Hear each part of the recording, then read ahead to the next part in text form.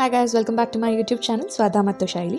ಇನ್ನೇನು ಚಳಿಗಾಲ ಬಂದೇ ಬಿಡ್ತು. ಸಂಜೆ ಹೊತ್ತು ಕಾಫಿಗೆ ಬಿಸಿ ಬಿಸಿಯಾಗಿ ಏನಾದರೂ ತಿನ್ನಬೇಕು ಅನಿಸ್ತಿರುತ್ತೆ ಅಲ್ವಾ.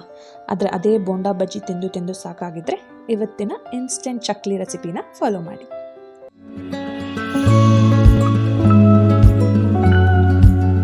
ಮೊದಲಿಗೆ ನಾನು 1 ಕಪ್ಪಷ್ಟು ಉದ್ದಿನ ಬೇಳೆನ ನೆನೆಸ್ಕೊಂಡು ರುಬ್ಕೊತಾ ಇದ್ದೀನಿ.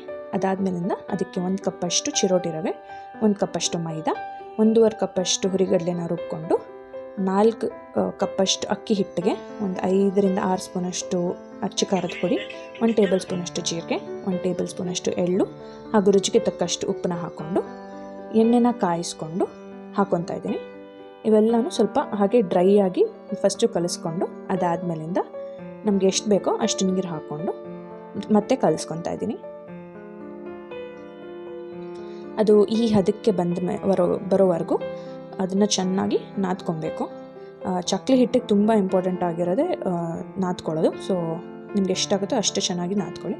ಅದಾದಮೇಲಿಂದ ಒಂದು 30 to 40 ಮಿನಿಟ್ಸ್ ಅದನ್ನು ಸಪ್ರೇಟಾಗಿ ಎತ್ತಿಕ್ತಾ ಇದ್ದೀನಿ.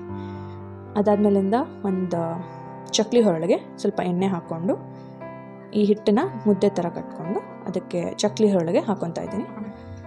ಅದಾದಮೇಲೆ ನಾನು ಚಕ್ಲಿನ ಬಿಟ್ಕೊತಾ ಇದ್ದೀನಿ. ಇದನ್ನು ಚಕ್ಲಿ ಥರನೂ ಮಾಡ್ಕೊಬೋದು, ಇಲ್ಲ ಅಂದರೆ ಬೆಣ್ಣೆ ಮುರುಕು ಅಥವಾ ಸೇವ್ ಥರ ಕೂಡ ಮಾಡ್ಕೊಬೋದು. ಅದು ಗೋಲ್ಡನ್ ಬ್ರೌನ್ ಆಗೋವರೆಗೂ ರೋಸ್ಟ್ ಮಾಡಿಕೊಂಡು ನಾವು ಟೀ ಅಥವಾ ಕಾಫಿ ಜೊತೆಗೆ ನೆಂಚ್ಕೊಬೋದು. ಈ ವಿಡಿಯೋ ನಿಮಗೆ ಇಷ್ಟ ಆದಲ್ಲಿ ಲೈಕ್ ಮಾಡಿ, ಶೇರ್ ಮಾಡಿ, ಸಬ್ಸ್ಕ್ರೈಬ್ ಮಾಡಿ.